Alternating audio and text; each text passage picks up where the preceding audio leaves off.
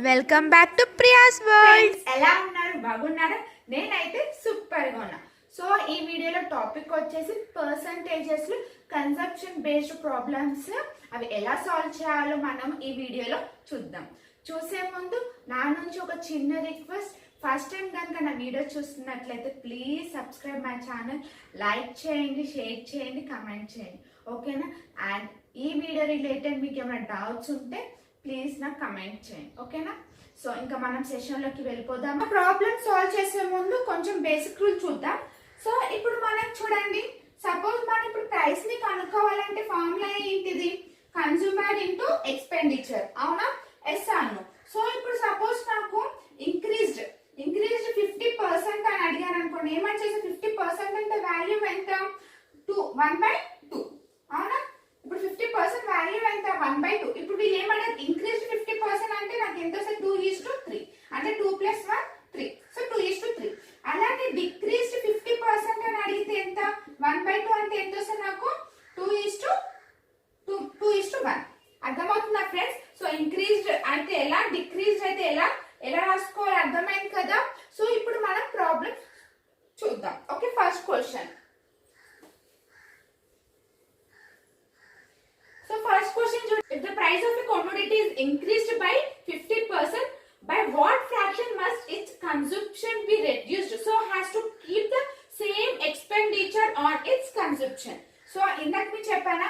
So ఇక్కడ మనకి price inversely proportional to the consumer. Okay, so అంటే ఇక్కడ మనకి వీళ్ళు ఏమన్నారు? 50% ఇంక్రీజ్డ్ అన్నారు. అంటే ఇందాక ఏమని చెప్పి 50% అంటే 1/2 అంటే ఎంత వస్తుంది మనకి? 2:3. అంతేనా? 2:3. ఇదేంది? ప్రైస్ 2:3 అయితే కన్స్యూమర్ అయింది ఇక్కడ మనకి ఇన్వర్స్. సో 3:2. సో ఇక్కడ రెండింటికి డిఫరెన్స్ ఎంత ఉంది? 1. ఇక్కడ ఎంత ఉంది మనకి డిఫరెన్స్? 1. ఇక్కడ ఏమని చెప్పారు? Same expenditure on it. ఇక్కడ ఏమైందంటే ఎక్స్పెండిచర్ అనేది కాన్స్టెంట్ లో ఉంది. ఓకే, ఇక్కడ ఎక్స్పెండిచర్ అనేది మనకి కాన్స్టెంట్ లో ఉంది. సో వీళ్ళు so has to keep the same expenditure on it's consumption. అంటే ఇప్పుడు మనకి ఇక్కడ ఏమవుతుంది? 1/3. ఆన్సర్ ఏమవుతుంది మనకి? 1/3. సో ఫస్ట్ క్వశ్చన్ అర్థమైంది కదా? సో నెక్స్ట్ క్వశ్చన్ చూడండి. The government reduced the price of petrol by 10%. So ఇక్కడ రెడ్యూస్డ్ అంటే ఏంటిది? డిక్రీస్డ్ కదా? So decrease 10%. By this A consumer can buy 6.2 kg more petrol for rupees ఎంత? 837. So the reduced price per kg of petrol is, so the reduced price per kg of petrol ఎంత అని అడిగారు. So ఇప్పుడు చూడండి, వీళ్ళు ఏం అడిగారు? Reduced 10% అన్నారు, అవునా? అంటే డిక్రీజ్డ్ 10%. సో 10% 10/100 అంటే ఎంత వస్తుంది మనకి వాల్యూ? సో 1/10. అంతేనా? అంటే 1/10 అంటే 10:11 ఏనా? ఎస్ అను. సో మనకి ఇక్కడ ఎంత వచ్చింది? 10:11. సో 10 కి 1 డిఫరెన్స్. సో ఇక్కడ ఏం అడిగారు చూడండి. So 6.2 kg more petrol for, so by this consumer can buy 6.2. అంటే 1 అయితే 6.2 అయితే 1 part 6.2 అయితే 10 part అంటే ఎంత? 62 ఏనా? ఎస్ అను. 10 parts అంటే ఎంత వస్తుంది మనకి? 62. సో వీళ్ళు ఇక్కడ ఏమడగచ్చు? More the reduced price KG petrol is ఎంత అంటే ఇక్కడ చూడండి 837/62, అవునా? సో ఇది క్యాన్సిల్ చేయండి. 31 టేబుల్ 31 2 3127, అంతేనా? సో 227/2 అంటే ఎంత వస్తుంది మనకి? 13.5 kg. So the reduced price per KG petrol ఎంత? రెడ్యూస్ ఎంత అయ్యింది?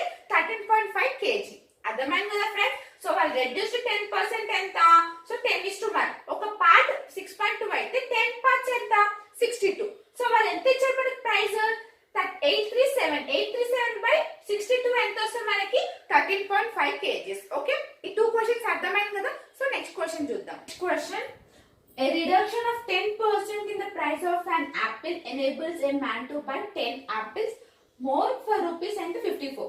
The reduced price of apples per dozen is, so the reduction of 10% అంటే decrease కదా? So the price of an apple enables a man to buy 10 apples more. So 10 apples more ఎంతకి? 54. 10 కన్నా ఎక్కువ ఎంత? 54 rupees కి by అయితే.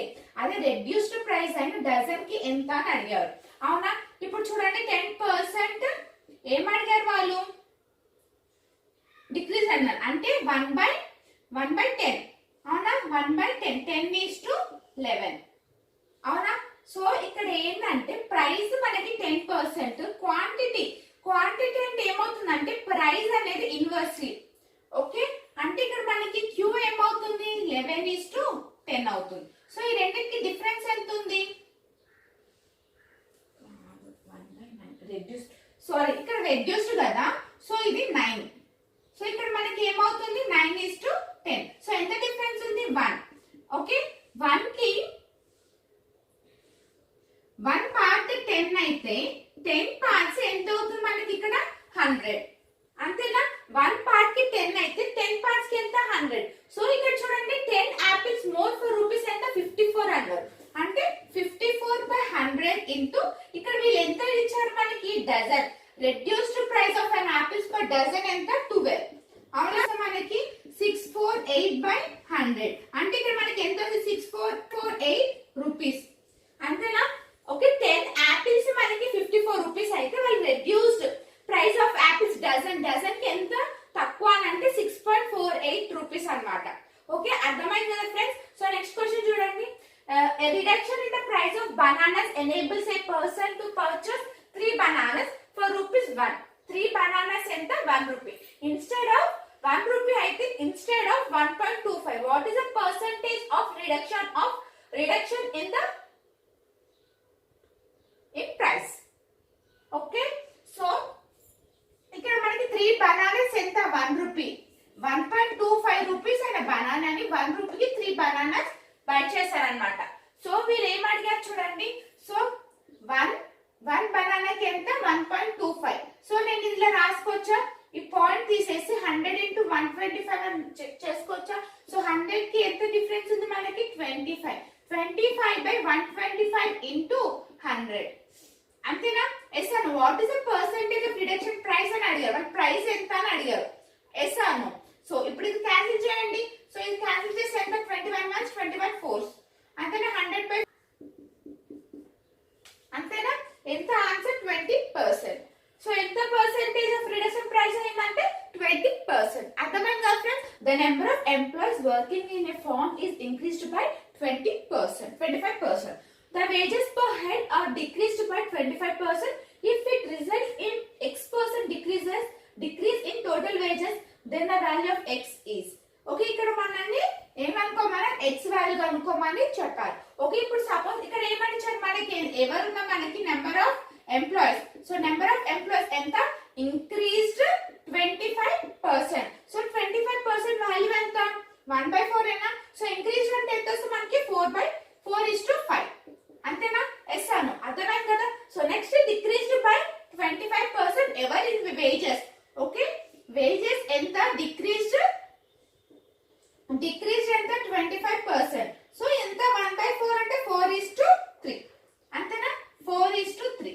So ఇక్కడ మనం ఏం కనుక్కోమన్న టోటల్ వేజెస్ కనుక్కోమని చెప్పారు. సో 4 into 4 ఎంత 16. 5 into 3 15. సో ఇది రెండింటికి డిఫరెన్స్ ఎంత ఉంది మనకి 1. సో 1/16 into 100 అంతేనా. చూడండి X% decrease in total wages, then find the value of X. Okay, so ఎంత చూడండి 16 4s 4 just 16. సో 25. సో 25/4% ఎంత పర్సెంటేజ్. సో X వాల్యూ ఎంత 25/4%. అర్థమైంది కదా ఫ్రెండ్స్. సో మనకి నెంబర్ ఆఫ్ ఎంప్లాయీస్ ఎంత పర్సెంటేజ్ ఇంక్రీజ్ అయింది 25%. వేజెస్ ఎంత 25% డిక్రీజ్ అయింది. సో టోటల్ వేజెస్ అంటే ఎలా, ఈ రెండింటిని మనం మల్టిప్లై చేస్తాం. So 4 into 4 16. 5 into 3 15. సో ఈ రెండింటికి డిఫరెన్స్ ఎంత 1. సో వాళ్ళు ఏం కనుక్కోమన్నారు మనం టోటల్ వేజెస్ కనుక్కోమన్నారు కాబట్టి 1/16 into 100 ఎంత 25/4 is 25/4%.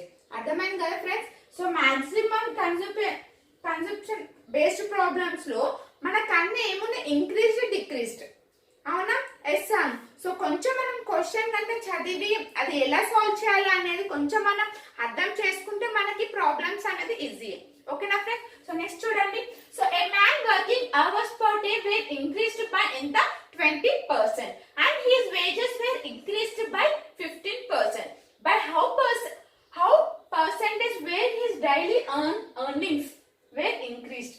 సో రోజు పర్సంటేజ్ ఎంత డైలీ ఎర్నింగ్ ఇంక్రీజ్ అని అడిగారు, ఎంత ఇంక్రీజ్ అయిందని అడిగారు.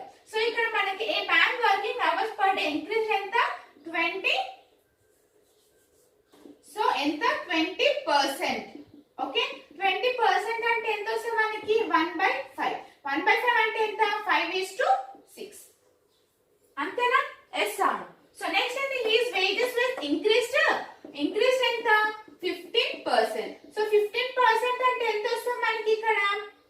సో 3/20 అది ఇంక్రీజ్ కాబట్టి ఎంత వస్తుంది మనకి 20:23 అండి మనకి.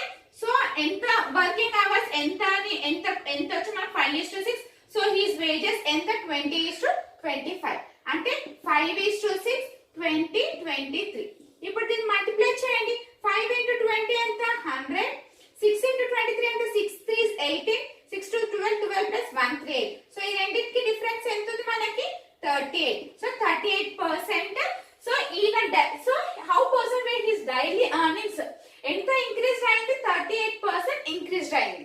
ఓకే అర్థమైందా friends? So next question. Electricity tax is increased by 20% but it's consumption is decreased 20%. Then the increase or decrease in the expenditure of the money is. So ఇక్కడ వీళ్ళు మనల్ని ఏమడిగారు? Electric tax is increased by ఎంత 20%. 20కి increased 20%. 20% అంటే ఎంత వస్తుంది మనకి 1/5 అంటే ఎంత 5:6. Next decreased. సో డిక్రీజ్డ్ 20% అంటే ఎంత వస్తుంది మనకి? సో 5:4 అంతేనా? సో నెక్స్ట్ సేమ్ ఇందాక మనం ప్రీవియస్ లో ఎలా చేసాము? So 5 into 5 25. సో 6 24 అంతేనా? సో ఈ రెండింటికి డిఫరెన్స్ ఎంత ఉంది మనకి 1. సో 1/25 into 100 ఇది వస్తుంది మనకి 4%. ఓకే ఎంత మనకి ఇంక్రీజ్ అయ్యింది? 4% అనేది మనకి ఇంక్రీజ్ అయింది. ఓకే ఇక్కడ వరకు చూసారు కదా. సో ఆల్రెడీ మనకి ఈ కన్సంప్షన్ బేస్డ్ ప్రాబ్లమ్స్ లో మాక్సిమం మనకి ఏముంది?